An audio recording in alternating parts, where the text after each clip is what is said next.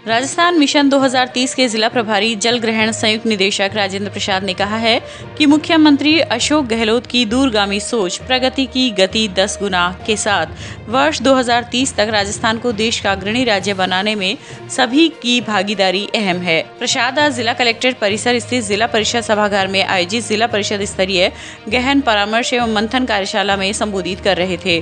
उन्होंने कहा कि एक विचार और सुझाव बहुत बड़ा बदलाव कर सकता है, इसलिए हमें स्वयं के विजन को राज्य सरकार के माध्यम से साकार करना है। जनप्रतिनिधियों और ग्रामीण अंचल के नागरिकों के सुझाव से ग्राम स्वराज की अवधारणा साकार हो सकेगी। शक्तियों का विकेंद्रीकरण होगा और ग्रामीण क्षेत्रों में भी शहरी विकास की तरह सुविधाओं का विकास होगा। इस अवसर पर पूर्व प्रधान रणजीत सात्रा, अतिरिक्त मुख्य कार्यकारी अधिकारी हरिराम चौहान, जिला परिषद सदस्य राजकुमार सिहाग आदि ने मिशन से संबंधित जानकारी प्रदान की। राजस्थान नगरीय आधारभूत विकास परियोजना द्वारा वार्ड नंबर 20 स्थित संस्कार शिक्षण संस्थान के उच्च प्राथमिक विद्यालय में आज जागरूकता कार्यक्रम आयोजित किया गया। अधीक्षण अभियंता के अग्रवाल के निर्देशन व अधिशासी अभियंता आर.डी. गर्ग के मार्गदर्शन में जन सहभागिता इकाई के प्रवीण सिंह राठौड़ ने सीवरेज परियोजना के लाभ बताते हुए बच्चों को व्यक्तिगत स्वच्छता, साफ सफाई व हाथ धोने के तरीकों के बारे में विस्तार से जानकारी दी। इस अवसर पर प्रधानाध्यापक चंद्र प्रकाश सुईवाल, शिक्षिका नारायण माली, पूनम प्रजापति आदि उपस्थित रहे।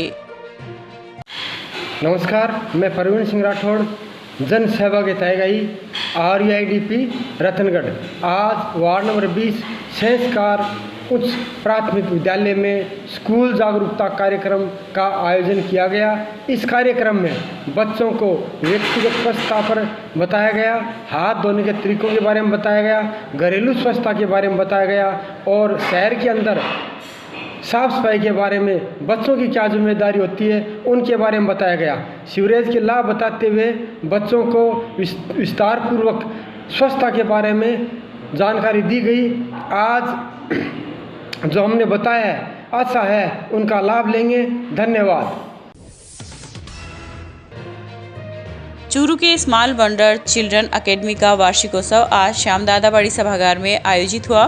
कार्यक्रम के मुख्य अतिथि लोहिया कॉलेज के प्रोफेसर JB खान व मधुर स्पेशल शिक्षण संस्थान की निदेशक अंजू नेहरा थी। इस दौरान विद्यार्थियों ने एक से बढ़कर एक रंगारंग प्रस्तुतियां दी। इस अवसर पर निदेशक सचिन शर्मा, प्रधानाध्यापिका अनिता शर्मा व अभिलाषा शर्मा ने अतिथियों का माल्यार्पण कर व शॉल ओढ़ाकर स्वागत किया। कार्यक्रम में वर्ष भर स्कूल की विभिन्न शैक्षणिक व सह शैक्षणिक गतिविधियों में भाग लेकर टॉपर रही प्रतिभाओं को स्मृति चिन्ह व प्रमाण देकर सम्मानित किया गया। तारानगर तहसील के गांव रेयाटुंडा में महिला पतंजलि योग समिति द्वारा आज आरोग्य सभा का आयोजन कर योग, प्राणायाम, आयुर्वेद एवं स्वदेशी के महत्व समझाते हुए उपस्थित महिलाओं और बच्चों को योग प्राणायाम करवाया गया। महिला समानता दिवस के अवसर पर गांव रेयाटुंडा की आंगनबाड़ी केंद्र में महिला एवं बाल विकास विभाग के तत्वाधान में तीजा देवी स्वामी की अध्यक्षता में आयोजित आरोग्य सभा में समिति की कार्यकारिणी सदस्य हेमलता सिहाग ने कहा कि स्वदेशी समृद्धि का खजाना है, इसे अपनाकर आसानी से स्वस्थ और समृद्ध रहा जा सकता है। इस अवसर पर महिला पर्यवेक्षक वनलता सिहाग, सेवानिवृत्त अध्यापक भादरराम साहू, आंगनबाड़ी कार्यकर्ता शकुंतला साहू आदि उपस्थित रहे। अखिल भारतीय किसान सभा ग्राम कमेटी बीरमसर का गठन आज सर्वसम्मति से किया गया। रतनगढ़ ब्लॉक अध्यक्ष मदनलाल जाखड़ के पर्यवेक्षण में हुई बैठक में आगामी सत्र के लिए गठित कार्यकारिणी में अध्यक्ष लेखराम बलारा, उपाध्यक्ष शिवपाल मेघवाल, जोराराम बिरडा, मंत्री पप्पूराम प्रजापत व कोषाध्यक्ष सुरजाराम बलारा को निर्वाचित किया गया। जाखड़ ने बताया कि बीमा क्लेम की मांग को लेकर किसान सभा का 2 जून से चूरू कलेक्ट्रेट पर धरना चल रहा है। किसानों की मांगों को पूरा करवाने के लिए हर गांव में किसान सभा द्वारा कमेटियों का गठन आवश्यक है।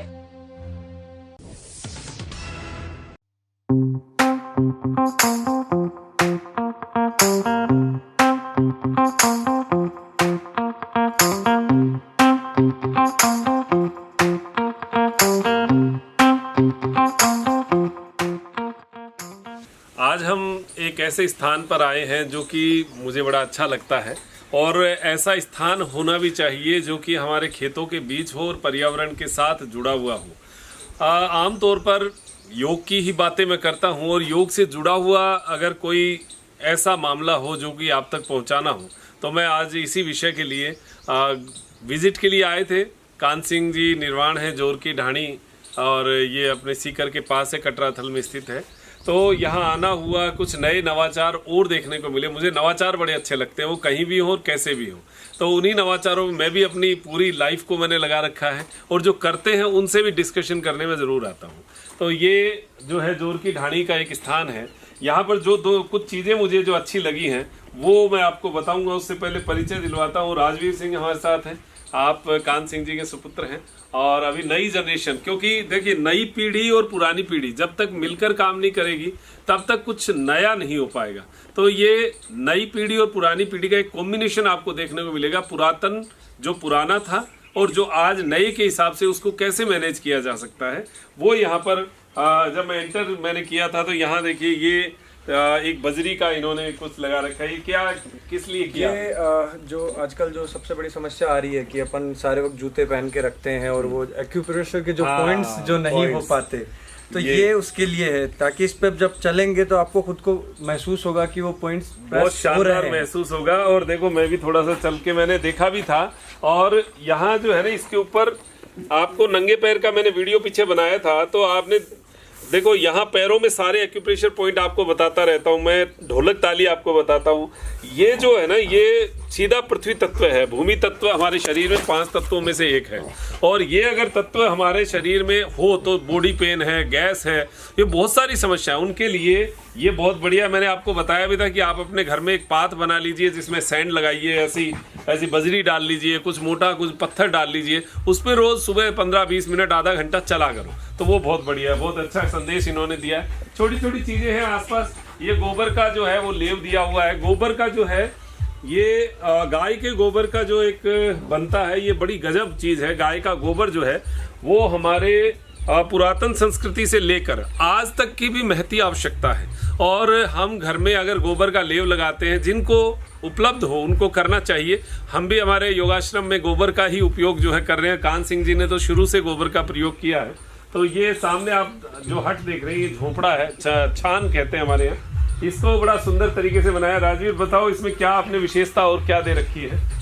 जैसे आजकल अपन जो चीज़ें देखते हैं कि जो चीज़ें पीछे के समय से जो जुड़ी हुई थी, जैसे गोबर है, तो अब वो बस वो एक चीज़ नहीं रह गई कि वो कि अपने पुराने पिछले जीवन से, अब ये साइंस के साथ भी जुड़ गया। हाँ, जुड़ा है। क्योंकि जिस हिसाब से अभी जो रिसर्च हुई है, जर्मन के साइंटिस्ट और दूसरे देश के साइंटिस्ट जो रिसर्च इन्होंने की है, तो वो ये कहते हैं अणु और परमाणु दोनों को रोकने की क्षमता देसी गाय के गोबर में है। तो इससे बहुत बड़ी, एक तो आपको बहुत सारी बीमारियों से छुटकारा मिल जाता है, पहली चीज। दूसरी चीज, अगर आप जिस भी कोई भी आपका रूम हो, कुछ भी हो जिस पे आप गोबर का लेप करते हैं, तो आपको रूम टेम्परेचर में जो डिफरेंस है वो आपको बहुत जल्दी मिल जाता है। वो आप जैसे एंटर करेंगे आपको महसूस यहाँ वो तो आपने जो है पहले भी एंटर किया, और ये सब चीजें तो हम देखते भी है गाँव में।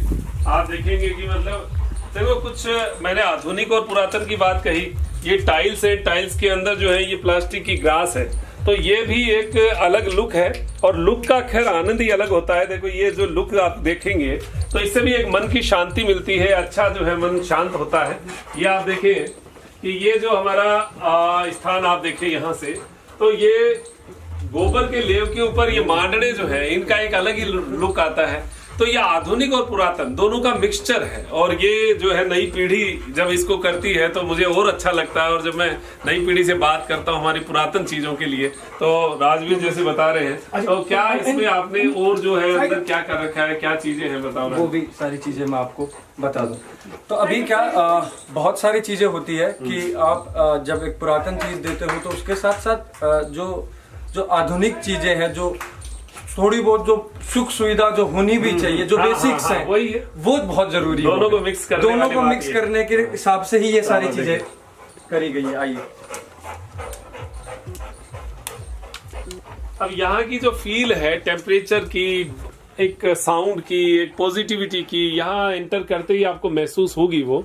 तो ये किससे निर्माण किससे किया है? ये सारी कच्ची खेत की ईंटें, अपनी ही खेत की ईंटें। अच्छा। सिर्फ कच्ची ईंटों के ऊपर ये गाय के गोबर से लीपा गया है। हाँ। और जो ऊपर सरकंडे देख रहे हैं वो भी आपको पता है ये खेतों में बहुत खेतों जल्दी के अवेलेबल हो जाते हैं। सही बात तो ये है। सारा मटेरियल आप जो देख रहे हैं सारा खेत का है। हाँ। और ये एक जो पंखा आपके सामने है, हाँ। इस एक पंखे से आप पूरी छाल आराम से ठंडी हो जाती है, पूरा ठंडा एकदम पूरा ठंडा हो जाता है। इसमें आपको कभी समस्या नहीं। ये गाय और घोड़ी भक्ति और शक्ति, जैसा पिताजी कहा करते हैं, हाँ। गाय भक्ति का और घोड़ी शक्ति का प्रतीक है। तो ये हर इंसान के घर पे मौजूद होनी चाहिए। हाँ, जो सक्षम है जो बिल्कुल बिल्कुल जो कर सकते हैं उनको जरूर करना चाहिए। बहुत बढ़िया है। तो नई पीढ़ी जब इन चीजों को समझती है और नई पीढ़ी आती है तो हमारी संस्कृति एक पायदान और आगे चली जाती है। तो ये पूरा आप देख लीजिए, इतना सुंदर जो है रूप है। और भी बहुत सारी चीजें हैं जिन तक आपको लेकर जाएं। ये छान झोपड़े हैं, झोपड़े कहते हैं इसको। इसमें जो है एरण, ये एरण की लकड़ी है। ये बड़ी एंटीबैक्टीरियल है और इसकी जो अंदर की हवा है वो भी बड़ी गजब है।